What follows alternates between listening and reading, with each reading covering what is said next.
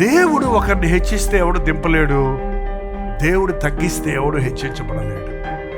తల్లాడే సమయాలు లేకుండా, నిందలు అవమానాలు లేకుండా, శ్రమలు పోరాటాలు లేకుండా ఒక వ్యక్తి దేవుని చేతుల్లో వాడబడడు. ఒక నిజమైన మినిస్ట్రీ ఆటుపోటులు తట్టుకోకుండా ప్రభు రాకడ వరకు నిలబడలేదు. ఈ పరిచర్య ప్రభు రాకడ వరకు, నేను ఎప్పుడు చెప్తాను, ఒక టీవీ ప్రోగ్రాం ప్రారంభించిన, సోషల్ మీడియా ప్రారంభించిన, ఒక మ్యాగజైన్ ప్రారంభించిన, బాబా నీ చిత్తమైతే ఈ పరిచర్య ఎప్పుడు దాకా ఉండాలి? 3 నెలలు, 6 నెలలు, 3 సంవత్సరాల కాంట్రాక్ట్ కాదు.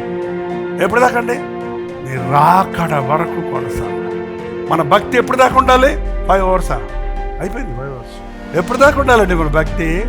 కల్వరి చర్చిలో ఉన్నంత వరకు మీరు భక్తి కలిగి ఉంటే మీరు నిజమైన భక్తులు కానే కాదు.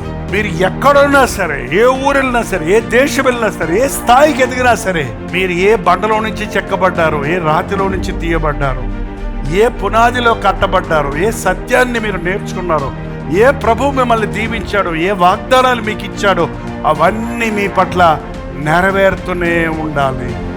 అది నిజమైన విశ్వాసం.